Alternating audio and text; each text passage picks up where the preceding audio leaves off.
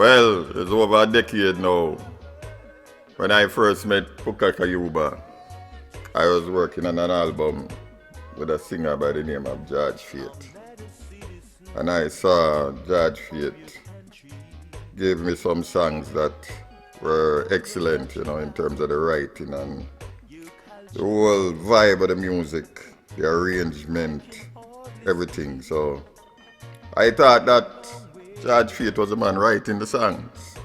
But I know you to notice him having a ras beside him all the while, in him treading and parring, and was very quiet. And then eventually, we got talking at the studio and thing, and I get to realize that this is the man who was responsible for all of the lyrics and the arrangement of these great songs. So from then I have been a fan and introduced to his music after that first album, checking out tracks on Impulse and all these things. And I get to realize that he's a unique talent. So that is my brief answer to that question.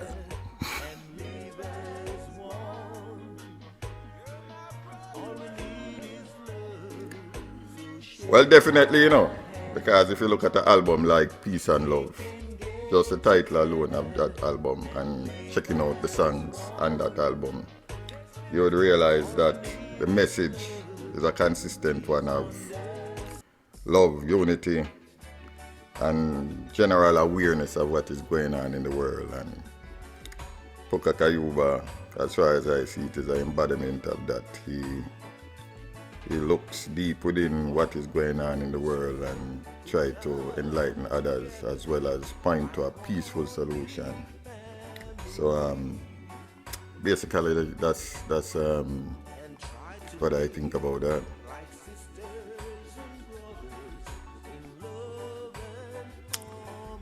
Well, personally, I have a song called Alicia, and that song is one of his more, I'd say, softer songs where he's now talking about the females and the love and nurturing of females.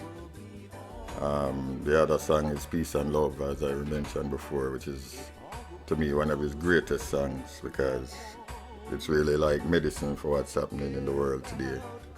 And the original traits of Rasta and Jamaica from long time is just we're putting out this vibe about world peace, peace within your home, peace between one another, and general love for all human beings, all living things. So those two would come to mind.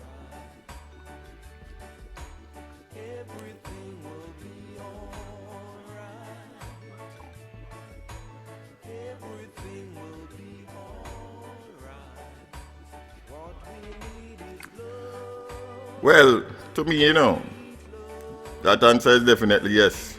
But I say it in an even broader term because Jamaican music, Rasta music, is what? Is a music that is basically medicine for the world. So once you're a reggae practitioner, as well as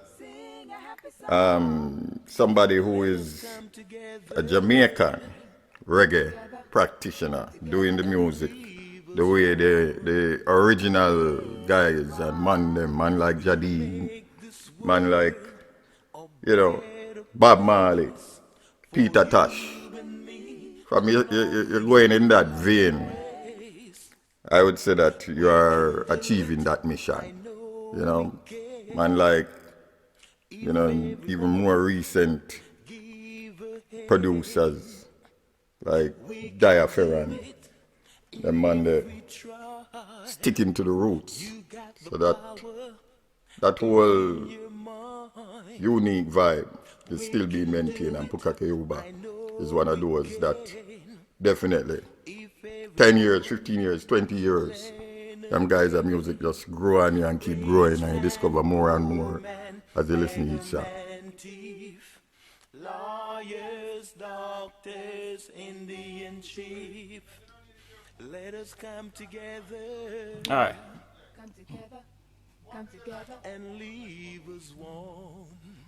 Well, like the spirituality is a throwback to the 1970s when people recorded roots music from the heart. You know, nowadays people just live for commercial purposes, but back then the song was really organic, which is what I think Pucka brings to the table.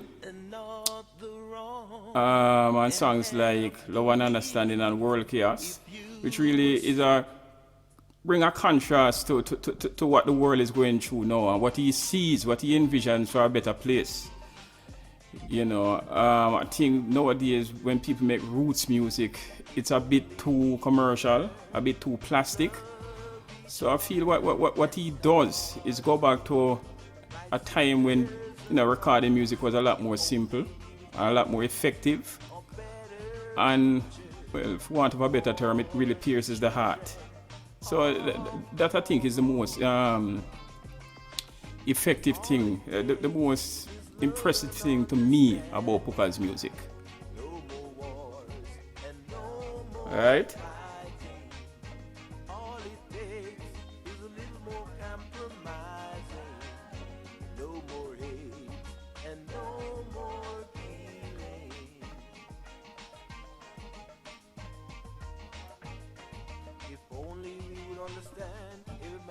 Which other one? Whoa, about 20 years. He gave me his first CD, I think about in the late 90s while I was a writer at The Observer. But I knew of him vaguely through a colleague, Russell Thompson at The Gleaner, from about 1995. You know, and one of the things that really struck me about him was his journeyman qualities. You know, I never say die attitude to get that album recorded. You know, he's been around since the 70s and just plugging away. So I always admire that about Pucka, his persistence. And, you know, always searching, you know, probing for knowledge. Which is something that, you know, as a no disrespect, a countryman, you know, humble, you know, it's something we don't say in a lot of the youths nowadays. So, you know, that's been a hallmark of his career, persistence, and I really admire that.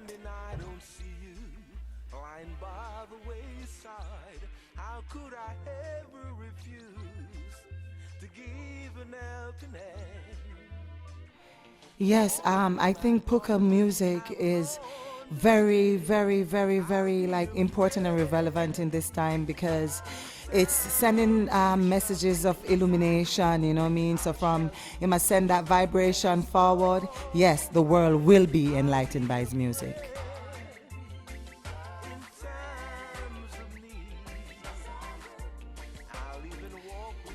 Pucka's music is what the world needs today, and we employ all other artists to, you know, rise to this music of love, music of bliss, you know, music that teaches youths to be beyond just what the system designed for them to be, you know what I mean?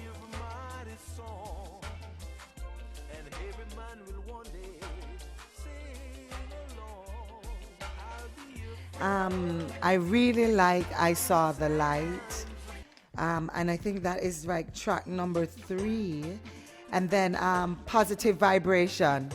Those are 2 that I really like.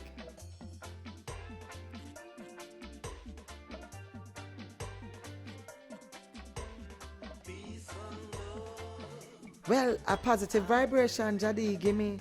And in the lyrics is saying, you're doing it with a girl, and kneel down and pray. Only believe. Yeah, okay, yeah, he's right. So let me go again. All right, my 2 favorite songs from Pucka is I Saw the Light and Only Believe. The reason for this is I Saw the Light, I think, is very encouraging for a lot of people who are going through, you know, stress or feel like they're in a dark womb and trying to find their way out. You know, so when I hear I Saw the Light and then the lyrics that come after is at the end of the tunnel, it gives me hope that no matter what is happening and how rough things get and how dark things might seem, there is a light at the end of the tunnel, and it employs me to move towards that light, you know what I mean? So give thanks to that one. And then there's this other one, Only Believe.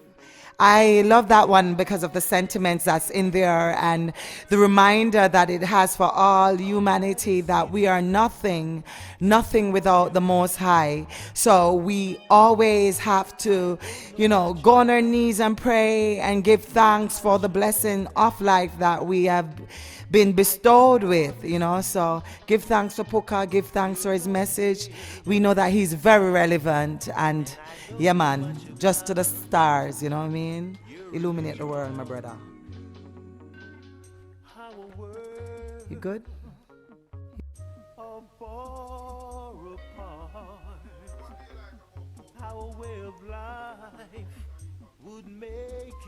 Yeah, I like the spiritual vibration about the music. It's God music. It's a music of love, I can't find no flaws in the Pucka Kayuba music, so I see it really as some of the most powerful music them today. That is my opinion, and I hope other people share the same opinions. Yeah.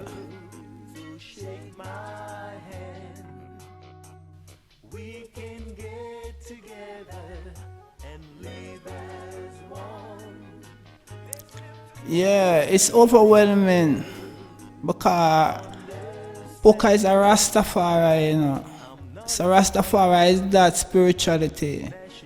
And him carrying God work, him a vehicle God. So that spiritual vibration is really deep within, So I have to give Pucka Kayuba the praise for maintaining such spirituality.